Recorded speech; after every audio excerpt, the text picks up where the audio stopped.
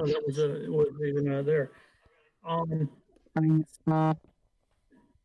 all right, well, I guess we'll start off. I'm Paul Murray from Hunter Doors. Tonight we're going to be talking about the what we're doing right now at this point in the year. It's the spring of the year, so today we're trout fishing. We've been steelhead fishing a little bit and getting ready for turkey season, and also talking about our whitetails and what we're doing for that for the fall. If you got any questions, please feel free to reach out to us, message us. You can message Billy over on his page, and if you have any questions, we'd be more than happy to try and answer for you. Tonight we have myself. We've got my dad, Tim Murray, my brother Scott Murray, my buddy Jamie Mann, Billy Harvey from Pertinier Outdoors. So at this point, I'm going to pass the torch over to Bill. Bill, take it away.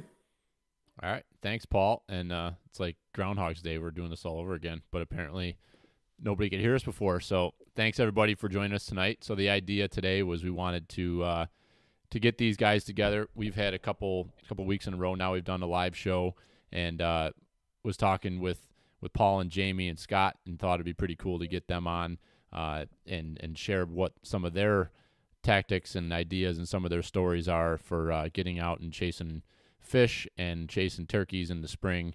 And so we've already kind of shared a couple stories, so I don't want to fake those and reenact them, but we talked a little bit about today was April 1st, opening day of trout and inland streams for salmon, but most of the guys, a couple of us got out and trout fished. Sounds like Scott had some luck this afternoon. Him and I went out this morning down to Strikersville and Scott had a fish on, but he was too busy on his phone texting people, and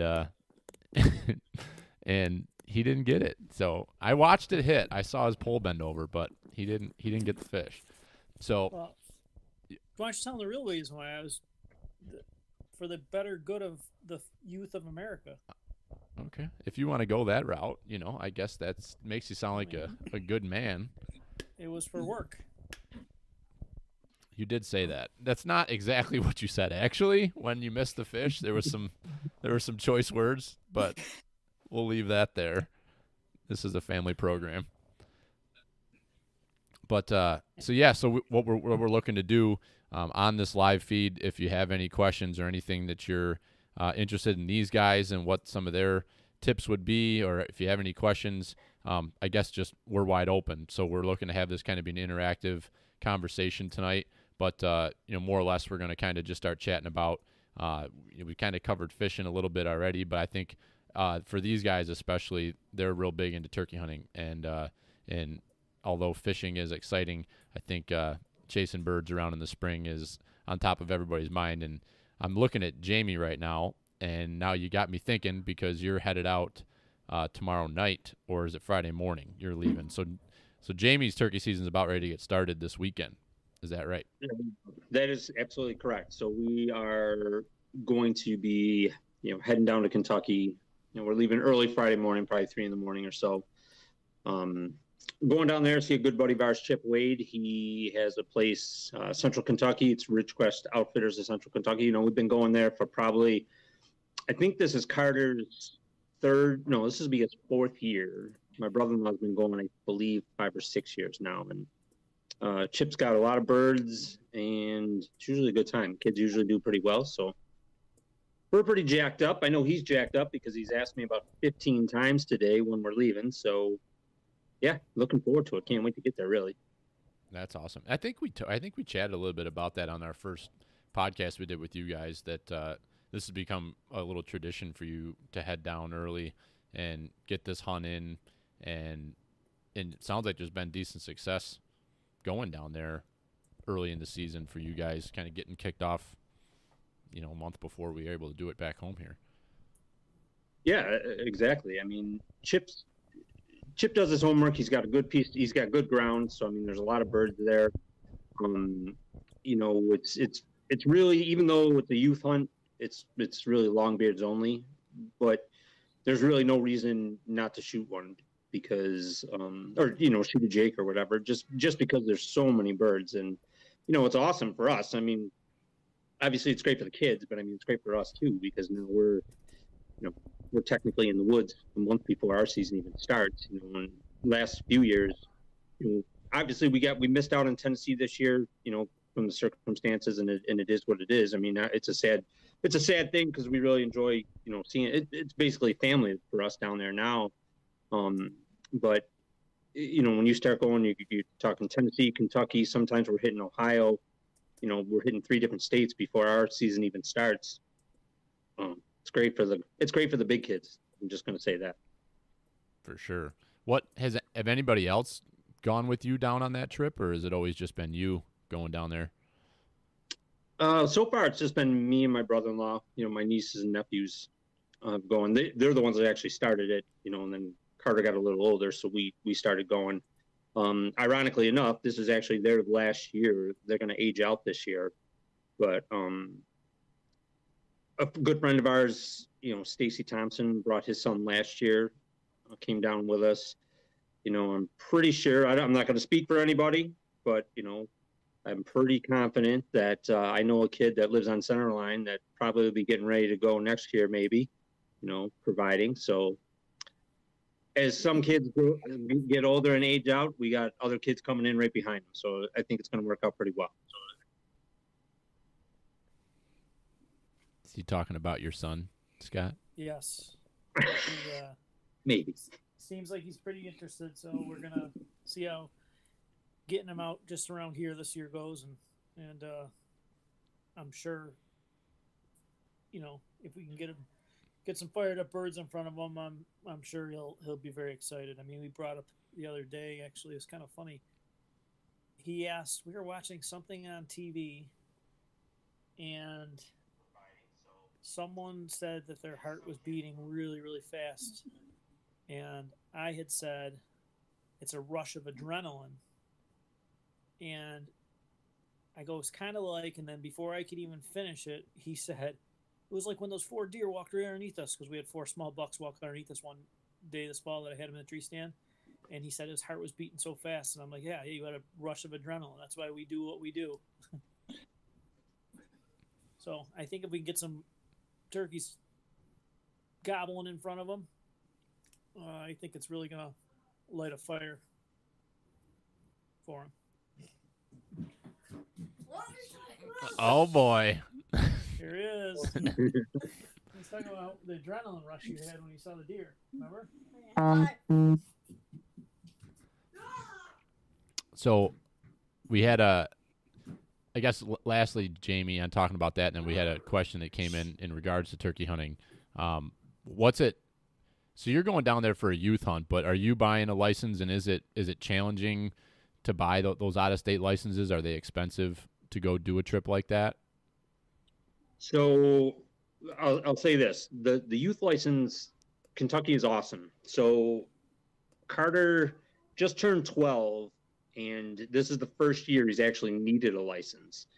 So once he turns 12, and they really take care of the youth. So it's a $10 license and a $15 tag. So for $25, you can take your kid down there. Now, I am supposed to go, 2 weeks later, I believe it's the 17th.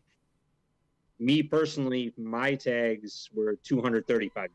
So a little bit of an increase, but I mean, completely worth it. I mean, at least for where we're going. So how many birds are you able to shoot with that? Is that multiple? Yes. Carter, now youth hunt, they can only shoot 1 bird. That's it. They're one and done. The $235 for me is 2 birds. So now also out of the 235, 150 of it is an annual hunting license. So if I wanted to go back for deer hunting, all I'd have to do is just buy the deer tag then. So, if you knew you were going to do multiple things, if you were going for turkey and deer all in the same season, I mean, it's really not that bad at all. Yeah, it's not. And I think when you start looking into doing out-of-state trips, a lot of time that's what it ends up being, is that you have to buy the license, which if you were an out-of-stater coming to New York, you have to buy the license, and then you'd buy the tags for what you wanted to go after. So, I guess it's no different. You kind of get used to what you have at home and don't really think about that side of it, but that's not too bad. I mean, I guess all things considered, if you can go on a trip like that and you're doing a self-guided type thing, you can be into it, pretty inexpensively. A $235 tag is not terrible. It could be worse. No, and there's a lot of state land down there too. So I mean, there's public land that you can get on. So I mean, if you're talking to do it yourself hunt, then $235, you just need a place to stay and some gas and some food money, and you're rocking. I mean, it's really not that bad at all. No. So one of the questions that just came through from Ray Wright, he said he's looking forward to spring turkey, but he does not have any land, any decent public land to hunt around Western New York. I personally don't have any experience hunting any public land around Western New York. Do any of you guys? For turkey? I mean, I not in many years, but I mean, going back probably 15, 20 years, I know me and my brother-in-law used to hunt some state land down by Harwood Lake. I don't even know what it was called, but we always worked birds down there. But I mean, again, that's 15 years ago. I really have no experience on how it would be right now. Yeah, I don't.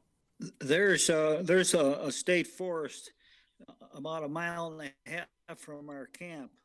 It's on Lyons Road in the town of Westfield, and I think it's 435 acres or 535 acres, and it's full of great big red oak trees. And I think you could do a lot worse than hunting there if you wanted to hunt public land or had to hunt public land. It's on Lyons Road in the town of Westfield. It's good intel. How about you, Paul? Have you ever chased birds around on state land? Very. It was a long time ago. We've been extremely fortunate, that we've had property to hunt over the years that we just didn't have to hunt, state land. I know there is a state forest fairly close to where I live, and I never go there. It's just I just never get, or I don't have the need to go there just because we have so much property to hunt. But yeah, just outside of the village of Mayville, there's some state land cars there or trucks there all the time in the spring, so people are definitely in there hunting birds. But, on any given day, could be the day. Yeah, so I guess I would. You guys there? Yeah, we're here. Okay. So I guess I would chime in on that too, and I've seen a couple other comments come in. So Russ Zimmer had had said that there is some good state land around, that the Alabama swamps, the Darien area, southern tier. So I guess that brings up a good point. Some folks, if they haven't ever hunted state land, they're not quite sure where to start.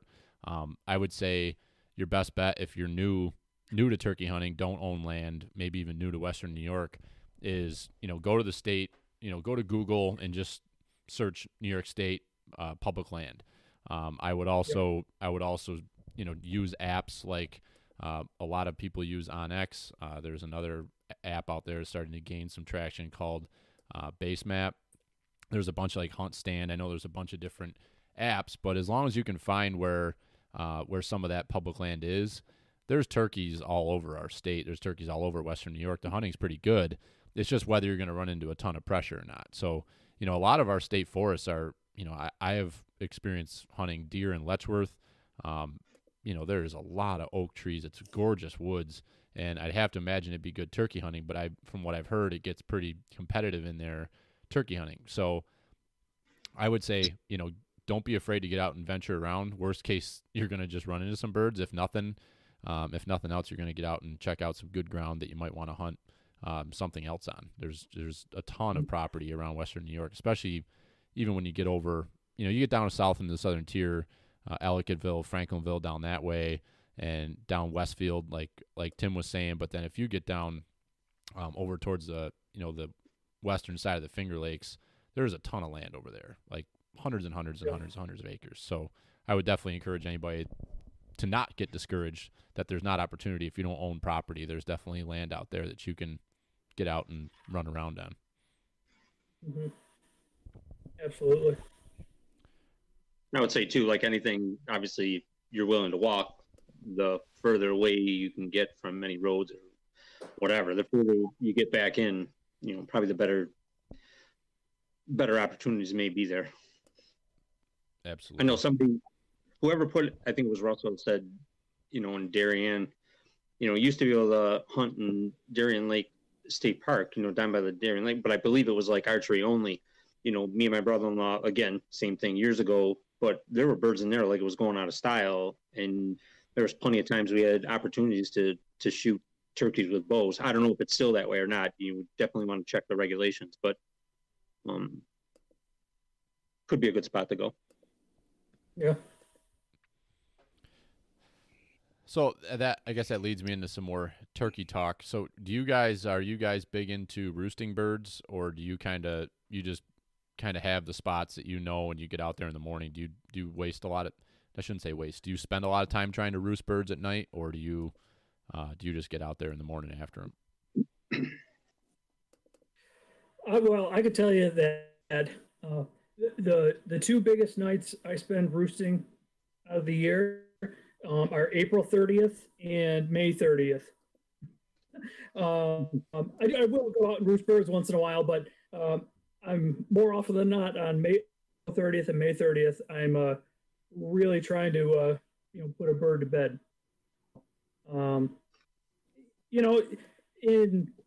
It's some places birds just don't gobble in the evening. So I think your best scouting option is to either set up trail cameras or put some boots on the ground, get out before season, and as far as roosting, hit them in the morning at first light, see where they're gobbling from, and try and locate those roost locations.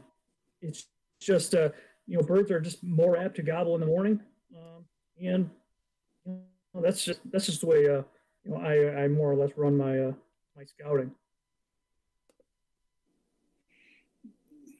Down in Westfield where we hunt, and this is probably a tip for guys that are just getting into turkey hunting. Our birds roost on the side of ridges, probably 80% of the way up the ridge, not right to the crown, but pretty close to the crown. Obviously that's where they are in the morning when you get in the woods. So at least opening day and most of the days thereafter, that's where we set up first, right out on a ridge. And what we do is we walk into the woods, and before we get to the ridge, maybe 100, 150 yards from the ridge, well in the dark, we just sit there and listen. And listen and listen and listen, and sooner or later, we'll hear a gobble or two or three, depending on what the barometric pressure is. Because sometimes on a cold, crisp spring morning, they'll light the whole woods up, and other times when it's overcast and low pressure, you can't hardly get them to talk.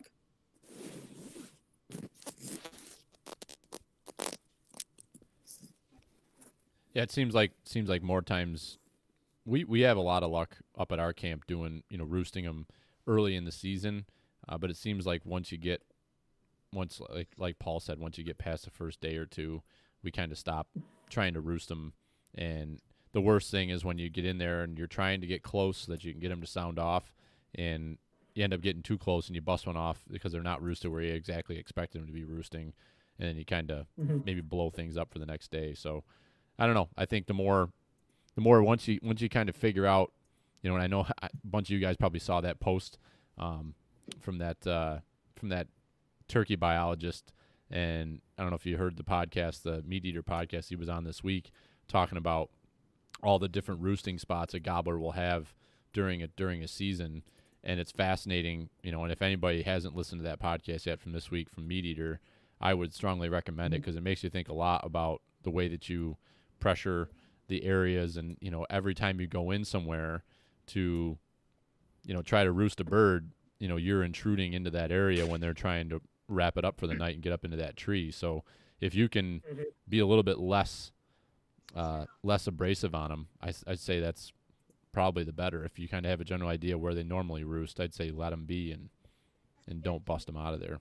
Would you guys agree with that? Oh, absolutely.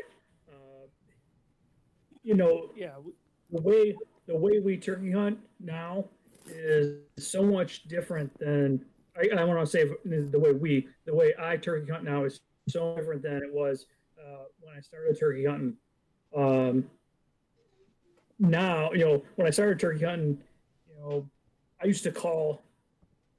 I called way too much, and now, like as I'm getting older, I'm a lot less. I'm being a lot. I'm trying to be a lot less intrusive. So, I mean, it's just I don't know, maturing as a hunter and actually understanding, you know, the turkey, understanding what the turkey's going through. It just helped you know, help me become a better turkey hunter.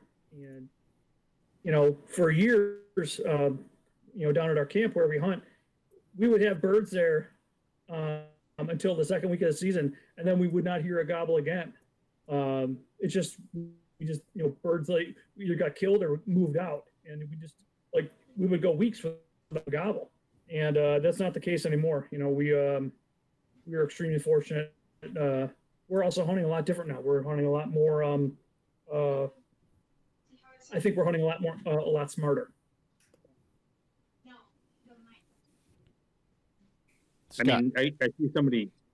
Let me just jump in here real quick. I could see somebody on there, Russell, again. You know, when he says scout, scout, scout, he's like 100% correct. I mean, I think everybody would agree. I mean, you don't have to be a world champion caller to kill a turkey. You know, knowing that they're there is 3/4 of the battle. I mean, you know, okay, great. You know, your first spot, hey, these birds usually roost here. They come off the roost. Maybe they walk over to this field, yada, yada, yada. If you don't get them, great. You're moving on to your next spot. Okay, my second spot, I know where there's birds. You know, they always walk down through these hardwoods. So maybe you can intercept them there, you know, in a separate spot. I mean, let's be honest. Obviously, the more spots you have, you know, the better your opportunity is going to be. And you know, world champion calling is great and all, but I mean, if you scout, and you know where there's birds are, you know, you increase your odds of being successful hugely. Mm-hmm. No doubt. yeah. I'm just gonna chime in too. I know there's a spot that we hunt, you know, every year, and we've had it, and I can tell you right now, you know, other than maybe almost right from the road, trying to listen to see if we can get a bird to gobble with an owl hooter, Jamie and I could walk in there right now, you know, and tiptoe within 50 yards of birds roosted, whether they're hens or toms. Like we know, it's 20 plus years of hunting this area. We wouldn't necessarily need to go and scout it, other than maybe hear how many toms there are, you know, roosted, you know, kind of on the edge of this, you know, on the edge of this ridge.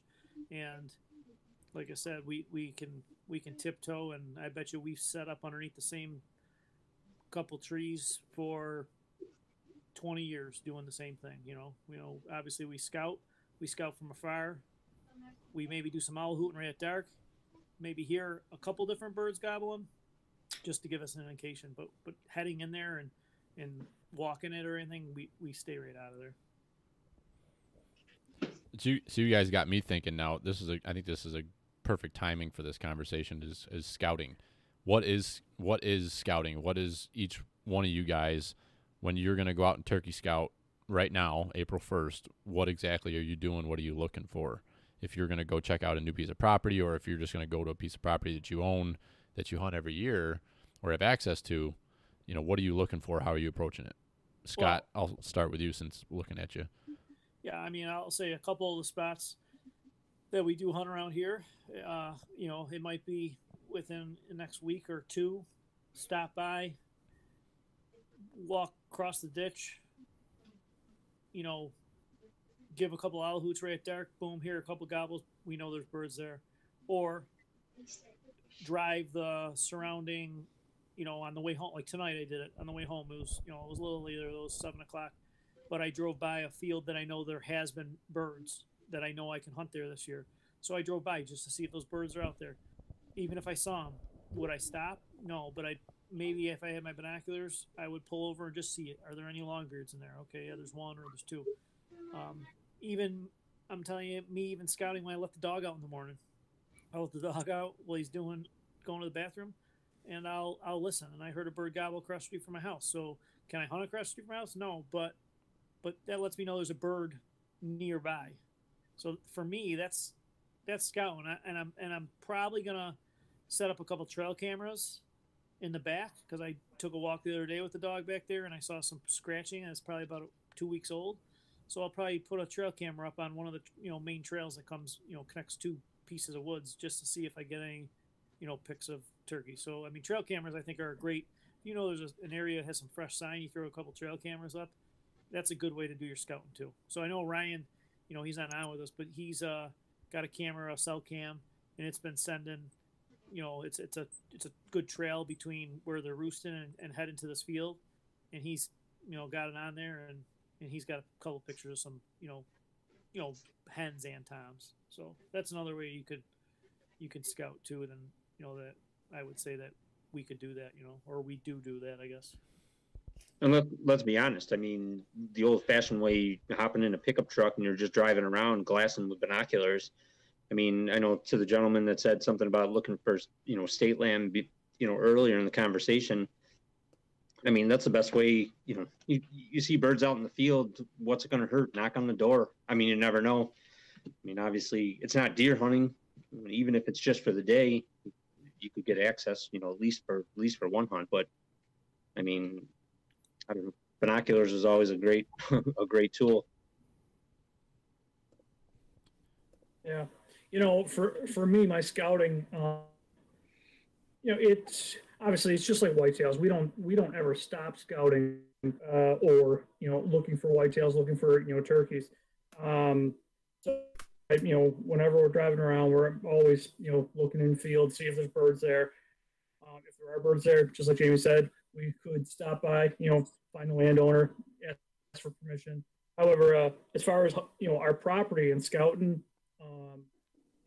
the property that we own, every year I go for a walk, a couple times during March, a couple times during April, and all I do is I walk through the woods. I'm not wearing camo, I'm not turkey calling, I'm just walking, looking for a sign. We've known the woods, our entire life, and so we have a pretty good idea where they're going to be, and it's every year, where we hunt, in the southern tier here, yeah, we have no turkeys there until about the middle of April.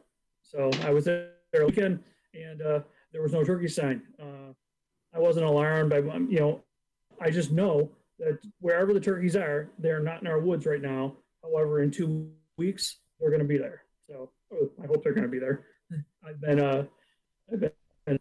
saving that or keeping this philosophy on my mind for the last couple of years. So, and it's always knock on wood. It's always come true for me. So they'll be back. When Paul and I scout the night before opening day, and we've been doing it for 25 years, and we usually go to different parts. We own property right behind our camp, and then about a mile away, he'll go to behind the camp, and I'll go to the other place, or vice versa. I'm dressed in full camo. I go in the woods, no calling at all, and I just sit there, and it's amazing the wildlife you see. Just sitting there. I get in the woods at maybe 7 o'clock, okay, and walk real slow, and get to a good vantage point where you listen. And it's just amazing, the deer and porcupines and all kinds of other animals you see sitting in the woods in camo early in the evening. And one time we were behind the cabin the day before opening day, and as we were walking out in the dark, I stepped on something, and I looked down, and there was a broken piece of an antler. It was a big antler, and it had been on the ground for a long time. Well, about 7 years before that, one of my best friends came down to the camp with us and shot this great big buck with a broken rack, and it would have been a 10-pointer. Well, guess what? 7 years later, I found the half part of his rack that was broken off. No way. Of course, I said, hey, honest to God. And I said, hey, not for nothing. I says, but I think I got the other half of your rack. And I called him and we hooked up, and sure enough, that was his rack. And he shot the deer probably half a mile from where I found that broken rack. And that deer scored 137 inches. That's awesome. So That's crazy. that scouting for turkeys, it's just a great time to be in the woods in the springtime.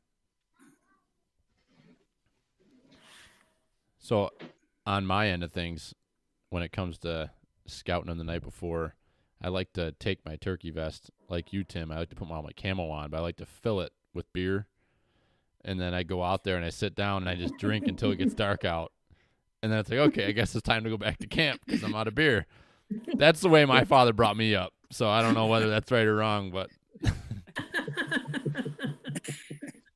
Yeah, well, I think the guy's got a couple pictures of me with a couple of PBRs. There you go.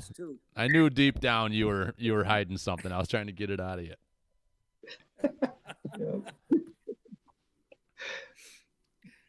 Let's see any other. So Aaron Lehman, he asked, and I'm assuming he's talking turkey hunting. What works best for windy days? Like if you got a windy day where calling may not be super effective.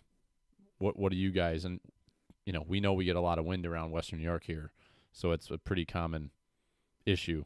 What do you guys recommend? I'll tell you, I think. Well, what I think, and I'm certainly probably out of all of us, I'm probably the weakest turkey hunter. I think in a windy day, you ought to hunt down in hollows, down out of the wind. And, I think turkeys are similar to deer. When it's windy and they can't hear that well, they've got to try to get out of the wind. So, and if you think about it, how many really windy days do you see birds in an open field? They might go in an open field early in the morning to do a little scratching, but when it's really windy, you don't see many birds in the open.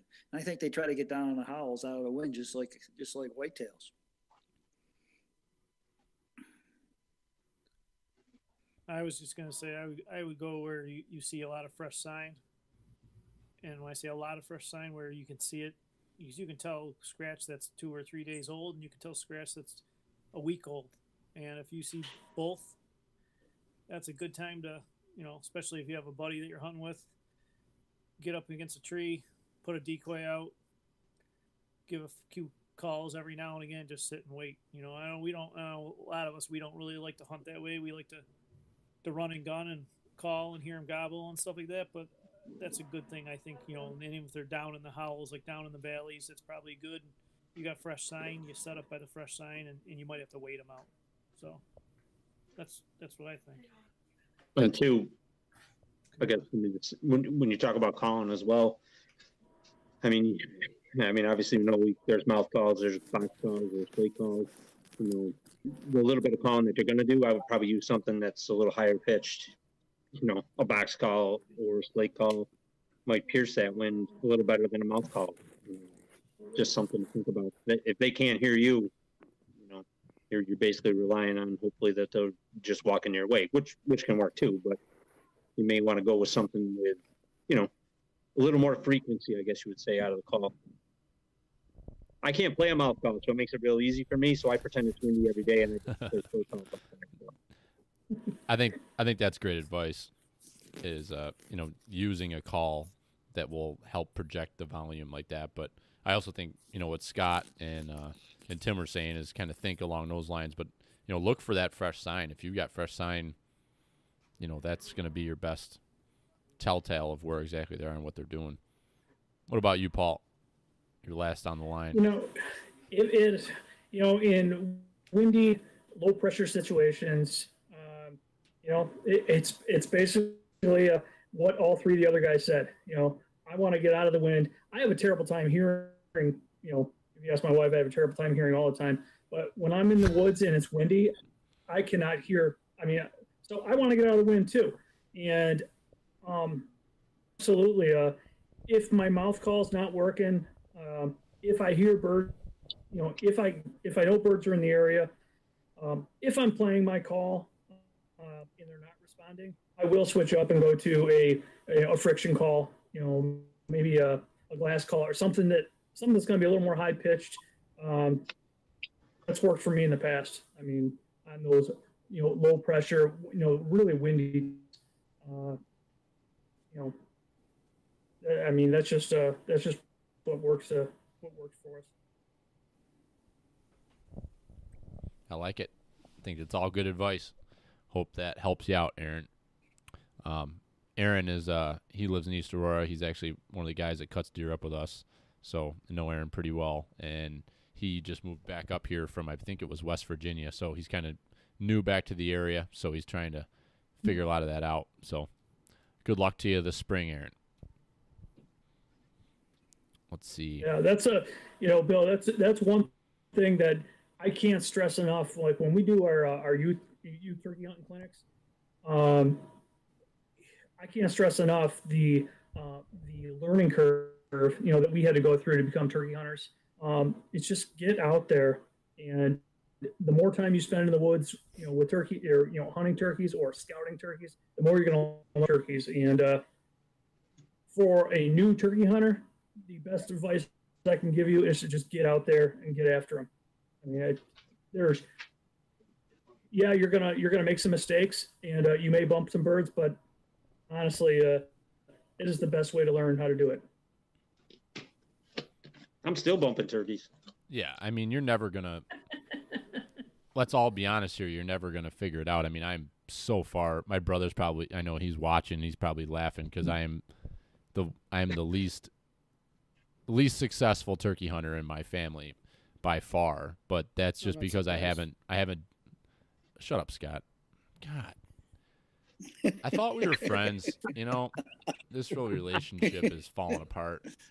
Ever since this whole virus and we couldn't go to the gym in the morning and go to boxing class. Man. But anyway, Jimbo's probably over there just rocking back and forth because he's like, this kid has no right being in a turkey hunting conversation. But I think at the end of the day, the biggest thing is it's like you got to Paul's point, you have to just get out there and learn from your mistakes because every time, whether it's turkey, it's deer, it's elk, it's mule deer, it doesn't matter. You can't listen to a podcast and just become a great hunter. You have to be in the field. You have to be out there learning this stuff by fire because that's the only way to do it. Unfortunately, there isn't one way will make it work. So, for us, for hunting deer and for hunting turkeys, we've had to learn and learn to hunt harder and smarter for two reasons. One, the coyotes have really impacted our deer herd down there. A lot of people say they don't. Well, for as many years as I've been down there, the amount of fawns I see in the fall is down probably 70 or 80% from what it used to be. And our turkeys are way down ever since the fishers moved in.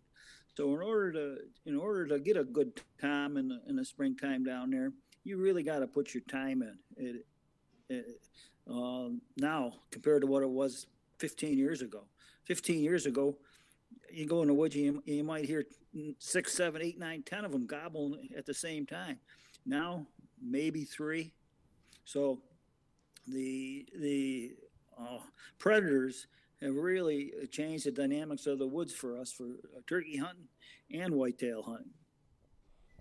No doubt. I was telling Scott this morning, I went for a 4-wheeler ride yesterday over at the farm, and I'm driving across the field, and I've been over there almost every day for the last couple of weeks, and I'm looking across the field, bean field, a drainage ditch in the middle, and I see something out there. It's red, and it kind of just jumped out at me. I mean, it was 400 or 500 yards away, maybe 400 yards away. And I pull my binoculars up, and I'm like, well, that looks like a carcass of some sort. I drove the 4-wheeler over there, and this turkey, I mean, was just shredded. The only thing that was left, all the feathers were gone off it. Its head was gone. Its legs were gone. The only thing that was still attached was its 2 wings, and its entire chest cavity was eaten right out. And that had to. I have to believe that it had to be on a coyote, or several coyotes, because there was feathers all over that field. But I personally haven't seen anything like that, and kind of makes you realize that there is quite a bit of predation out there right now, with with coyotes and everything else that's running around. Everybody's trying to do their part knocking them down, but you're never gonna put them out of the game. Yeah. The coyotes. Well, a few years ago, Paul and I were out as an opening day. We had our decoys out when we were working a really big tom, and we had a fisher come right into our decoys. And this was probably 5-6 years ago when they were first getting a foothold down there. And I was amazed. It was a real dry opening day. And I didn't hear that fisher until I saw him 10 yards away from our decoys. He came across that forest floor, dead quiet. I never even heard him before I saw him, and he was 10, 15 yards away from me when I saw him. So they are a serious turkey predator, and I'd be willing to bet the bank they go right up in the trees at night in a roost and kill them while they're up there, because they are what a sleek and fast animal they are. That topic actually came up on that podcast I was talking about on Meat Eater this week with that turkey biologist. I definitely recommend you guys to all check that podcast out. They talked quite a bit about turkey predation, and we're talking about fishers. And I don't know if it was fishers or if it was something else that there was theories that they were going up trees and getting the birds in the roost. It was very interesting what they had to say about that. So I definitely. Did they agree with that, or do they disagree with that? I've heard both sides. There was back and forth. They don't have any scientific evidence that it is the fishers taking birds out of the roost, but they also can't say it's not. But thinking about that, like for a fisher to get up the tree, they could, if the bird's asleep, maybe they get up the tree and catch the bird off guard. But imagine that, waking that bird up, and what's that fisher going to kill that bird? And then, I mean, that turkey weighs, 15 pounds more. So you got to figure they're going to fall out of the tree. So you'd have to think there'd be, I don't know, like how exactly would that work? I mean, do you think, Tim, how do you think that would go down? Well, the number of fishers that I've seen in the woods over the past few years, I've probably seen over the past 5 years, a dozen, maybe more, and some of them are big. Okay, and a fisher can weigh 8-9 pounds, a big one, and they are an ultimate predator. I think they could kill a poult or a hen instantly. Grab it by the neck and shake it one time, and they are fast, and they can climb a tree like a red squirrel. So there's no doubt in my mind. Yeah, I'm certainly not a biologist, and like I said before, I'm probably, out of all of us, I'm probably the weakest turkey hunter. But I firmly believe that they've killed a lot of our turkeys, because we just don't have the number that we used to have. In the fall of the year, 10 years ago, all the time we spent in the woods archery hunting and gun hunting, you'd probably see 70, 80 turkeys over the course of the season. I think I saw 3 last year. So something's killing them, and if it's fishers and coyotes, something's killing them, and my money's on fishers. We know it's not Scott. Or maybe Paul. I don't know. I saw Paul miss a whole bunch of times in that one video. Well, I'm not going to say I haven't missed, because if anyone tells you they've ever missed a turkey, or they have never missed a turkey, that's to you, because they're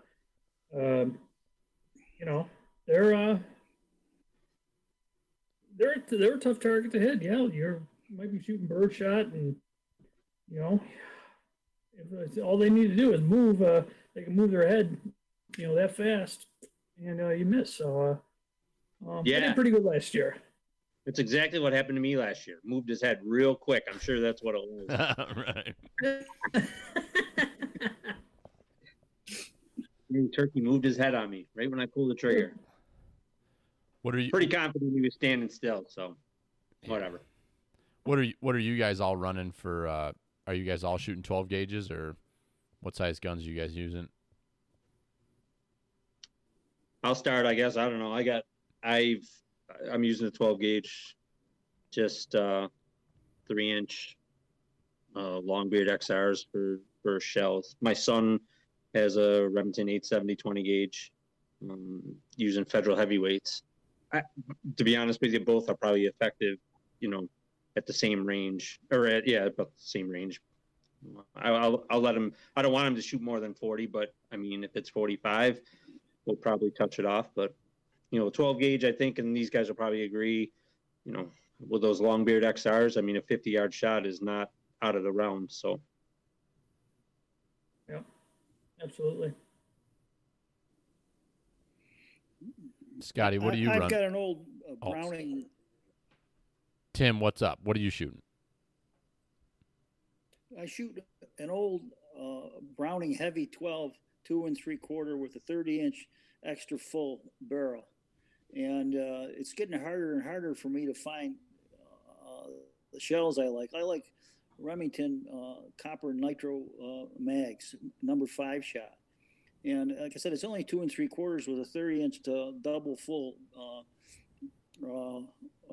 choke barrel, but it can reach out there and touch them. And I bought that gun when I was 17 years old, and it was covered in white shoe polish. A guy used it for fox hunting in the wintertime, and I cleaned it all up, and I've used it ever since. That was my duck and goose gun, and then when we got into turkeys, I just adopted to my turkey gun. Nice. Scotty, what are you running for a turkey gun? I shoot a Winchester 12 gauge with an extra full choke with the Longbeard XRs. I used to shoot my 870. It was my deer gun, my turkey gun. I had a red dot scope on it, and I literally, it was great. I could switch the barrels, and that red dot was on for my turkey and loads, and that's when I used to shoot Federals. And then actually, Dad gave me the 12 gauge, the Winchester. He won it in a raffle, so when he gave it to me, I decided to make that my full-time turkey gun. It's black, and I put a red dot scope on that, and then I just used my 870 for my slug gun with an old Bushnell regular scope on it. So then it's no switching barrels anymore and stuff like that. But I think a full choke.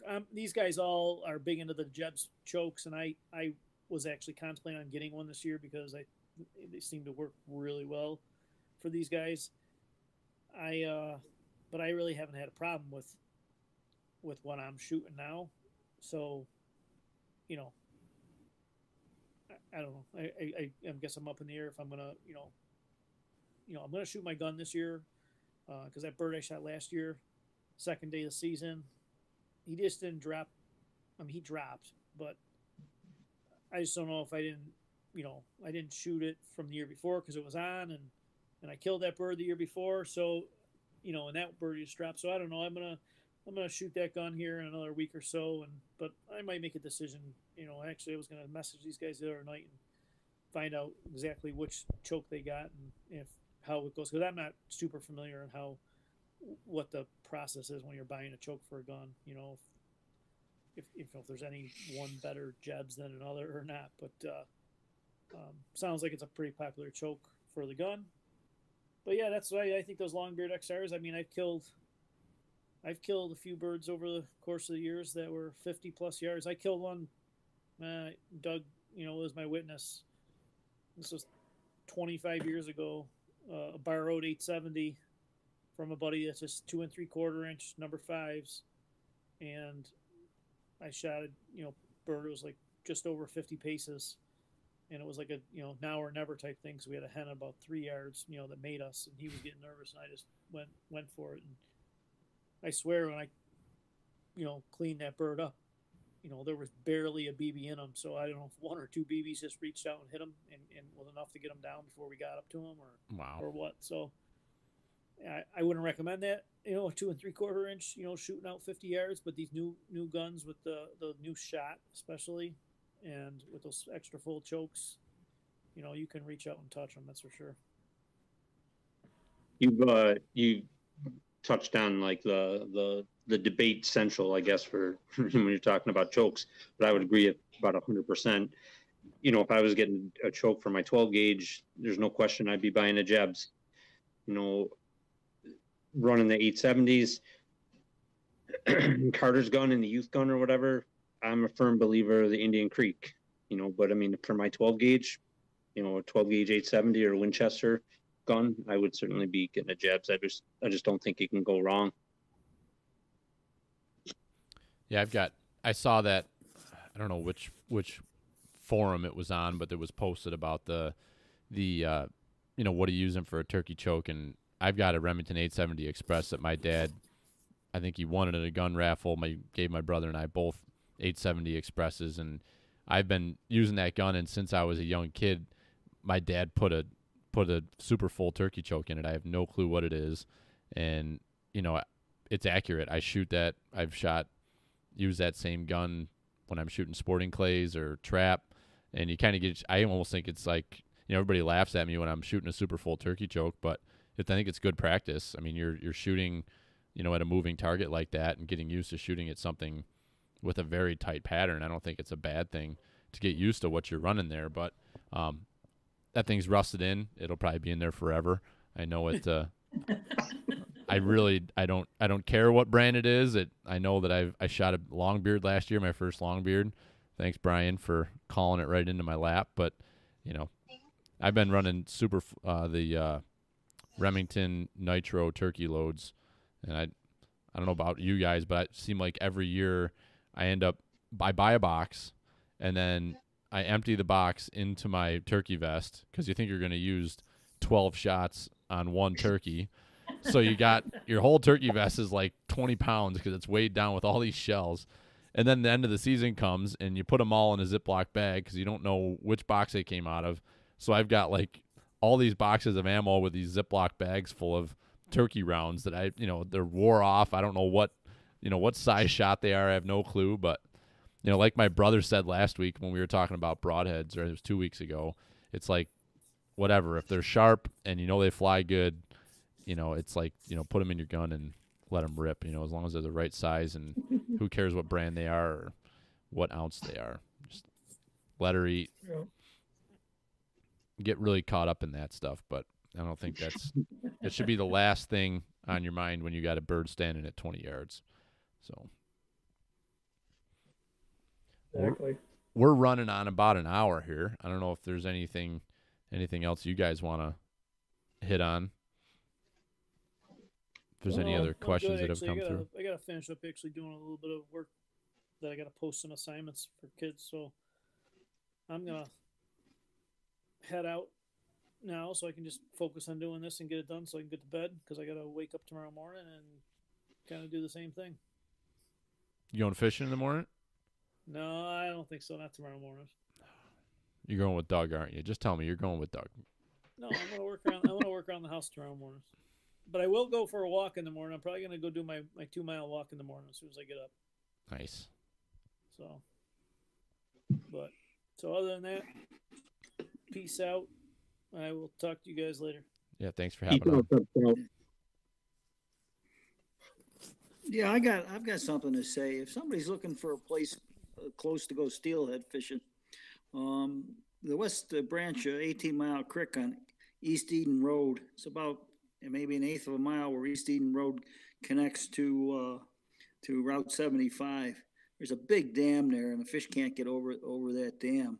And it's close, you know, from where we are here in East Aurora. You know, you can be there in 20 minutes. Boy, do they stack in there. I mean, they just stack in there. So something to think about. East Eden Road, it ends at Route 75. And it's the West Branch of the 18-mile creek, and it's not a hard creek to fish. I find steelhead fishing, I do better on small streams where I can read the water better than I do on large streams. I have just more success on small streams. So if anybody's out there and wants a good place to go fishing close to Buffalo or East Aurora or wherever, I highly recommend that. It's a good tip. Thank you. Are you using a spinning tackle, or are you using fly fishing tackle? I use a 12-foot noodle rod. And ever since I went to that noodle rod, my snags have dramatically decreased, and I've been able to land a lot more fish.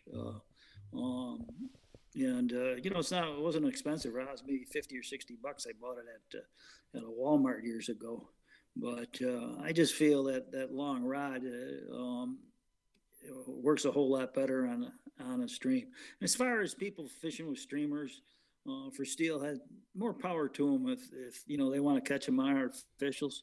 But I have good success with night crawlers, and the 3 or 4 times a year that I go steelhead fishing, I want some action, and I just think that unless you're really good at steelhead fishing, for me, if I went to fly fish with streamers, I'd be lucky if I got 1 or 2 hits a day, as opposed to 4 or 5, 6 hits a day on night crawlers. So that's why I do it. And as far as keeping them is concerned, I usually keep 2 or 3 fish and smoke them when we have a get together in the winter.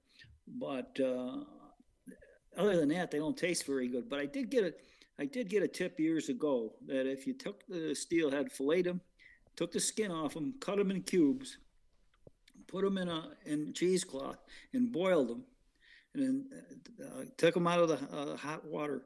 And while they were warm, dipped them in butter like you would lobster tail. They're supposed to be delicious. I've never tried it, but that's what I heard. So if anybody out there wants to try it, be my guest. See, me and Tim are the exact opposite, because I'm pretty confident I am the world's worst bait fisherman. Like live bait and me, I don't know. I just don't do it. I suck at it, to be real honest. If I don't have a spinner, I'm in deep trouble. Paul's laughing, but he knows it's the truth. I am like I could throw a night crawler on a minnow, and I'm gonna get snagged up in about 3 seconds. I can throw a spinner all over the creek like nothing. But hey, Cody Flynn, good luck to you too, buddy. If you're still on here, Cody was messaging, so just want to give him a shout out. Pretty good dude. Yeah, night crawlers, I'm horrible. But I watched him pull them in one after another on Friday, or at least get rigged up, multiple times. Gives me that false sense of like hope, like, hey, I should be able to put a night crawler and figure this stuff out. Nah, I still suck. But it was good to watch her. I got some good video. I grew up in the 50s with Mickey Mantle, Davy Crockett, and I had a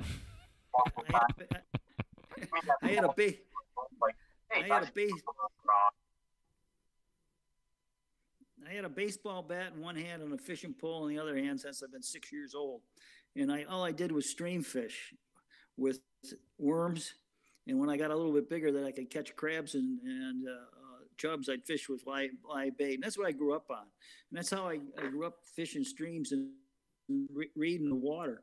And it's just like deer hunting. The more you do it, the better you get at it. And that's advantage I have as far as stream fishing is concerned is reading the water. Like we talked before, Bill, about kids getting or people getting into deer hunting later in their life. It's the same thing with fishing. My brother-in-law didn't start fishing until he was in his mid-20s, and we'd go fishing and stream fishing, and he'd be fishing a hole and he would never get a bite. And I'd go to the same hole he'd been fishing for 20 minutes and drift a redworm in there and rip a 15-inch brown right out from underneath him. And he couldn't get his head around that. And what it is reading the water. That and all that. It's like whitetail hunting. It takes experience to be able to look at the water and figure out where the fish is going to be in the water. So that's why, James, I seem to catch a lot of fish is because that's all I did when I was a kid.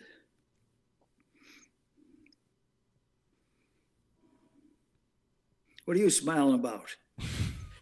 Well, I was just thinking, we were at the stream fishing, and I had taken the camera to do some video work, and my brother, who's no longer on the call, we rigged up his line with your setup there, and just as he was about to just as he was about to cast in, he got a phone call that he had to take. So he's like, "Here, hold this." So I put the camera down, and I was reading the water, and just so happened the second cast I caught his. So just thought we'd give him a little jab there since he's not on anymore. I love it because the same shit happened to him today, and it just makes me so happy because I know he's good at what he does, but like we're out there and his phone kept blowing up and it was getting close to times and he had to call it quits to get back to teach his online course and he pulls his phone out and he's like, "Oh, this freaking phone call," and he goes to stuff it back in his pocket and I'm watching his rod and all of a sudden his rod's like freaking bouncing down. I'm like, "Oh shit," and he's flipping out because he can't get his phone in his pocket and he's like, "I told you the story about the other day, right?" And I'm like, "Yeah, you told me." He was fired up about that still. Freaking Scotty. That's why we love him. Yeah. That's why we love him. Yep. Oh yeah. And for as much as he may sound like he's going through some struggles, he's been pretty successful in the outdoors. When it comes to hunting turkeys and hunting whitetails and catching steelhead and trout. So I mean, it's nice to be able to give him a little jab here and there. Yeah, absolutely. All right. Well, anything else from you, Jamie or Paul, before we wrap this thing up? I think I'm pretty much good. Thanks for having us on again. Obviously, it was awesome. Yeah, man. Could sit there and do this every night. I know that's the truth. I apologize to everybody who was trying to listen in on the Hunters Creek page. Obviously, I'm not up to my tech, so I couldn't figure out the volume. But hopefully down the road we'll be able to figure that out. And I appreciate you jumping in and to put us on on your page and then letting us share it. And reaching out to talking to Scott about it and having us get together and and talk like this. If there's one thing I can say to everybody out there or anyone who's listening, if they have any questions about hunting, whether it's here in Western New York or anywhere else in the United States, please don't hesitate. You can reach out to us, hit us up on Facebook, or you can email us. It's hunterscreekoutdoors@gmail.com. That's why we do this. We want to try and help you enjoy the outdoors, your time in the outdoors, the best that you can. We spent the last going on 40, almost 40 years here of running through the woods, running up and down, and that's just what we love to do, and I hate to say it, but we're good at it. So if you've got questions, please by all means let us know. Absolutely. And it's our first run at this 2 weeks ago was a disaster with the whole feed thing. So each week, each time you try this, you get a little bit better and you figure out where the shortfalls and the issues are. But the audio, I can tell you, is great. So we'll have a good podcast to come from it. And the video has been good from what it looks like too. So once we get done with this live video, I'll save it and post it to our Facebook page, and then you guys can share that to yours, and everybody can watch back and check that out. So, yeah, thank you guys for jumping on. I appreciate everybody who played along with us for this last hour and gave us some questions, and I hope we were able to answer them for you. And like Paul said, we're doing exactly the same thing here at Pert Near Outdoors. We just want to help everybody make the most of their time in the outdoors and encourage everyone to get out there and give it a shot. And especially right now when we're locked down and one of the only things we can do is get outside the house and do stuff like that where you need space, it's a great time to buy a fishing license, maybe do a little research online and figure out how you can get your hunter safety course. And a little tease, I will have my podcast next week with a guy from New York City that's got a couple little tips on how you can get your hunter safety course from home without having to take a course. Really? Yeah. So I will tease that and definitely encourage everybody to check that out when I post that up next Monday. So thanks, boys. And Jamie, shoot the big one down. Have fun with your boy. Will do, buddy. All right. Talk to you soon. See you guys. See you, Tim. It's always good to see you. Yeah, Bill. Can I add one thing too? You sure can. Last word's yours, sir. You know, for all you, the young men who have young children that they'd like to get into the outdoors. When my boys were small, very small, and I'd carry them up to bed at night, I never read them nursery rhymes or little books or something. I tell them hunting and fishing stories. And one night it was a moonlit night, and a moonlight was shining through the window, and I was sitting there. They were in the same bedroom, two different beds. And I was sitting on the end of Paul's bed, and the moonlight was in their eyes. I could see it was so bright out, and they were glued in so intently on every word I was telling them. And I think that's how they got instilled into the outdoor lifestyle, is me spending that kind of time with them. So you young fathers out there who want your sons and daughters to get involved in the outdoors, spend as much time as you can with them and teach them and talk to them when they're 4, 5, 6 years old, and they could develop into have an outdoor passion for the rest of their lives. That's some good wisdom there, and you're 100% right. And I think we're in a pretty unique point in our lives right now where we all have a lot more time on our hands with what's going on in the world right now. So, take advantage of that time, spend it with your kids outside. Don't care how old they are, get them out and do something, and light that fire now. So thank you for that, Tim, and we'll end the conversation with that. So cheers to you, sir. Okay. Yeah. Stay safe. We will. You too. Wash your hands. Wash your hands. Drink some beer. Yeah, drink some beer. All right. See ya. See you, Billy. See ya. Thank you. See you, Bill.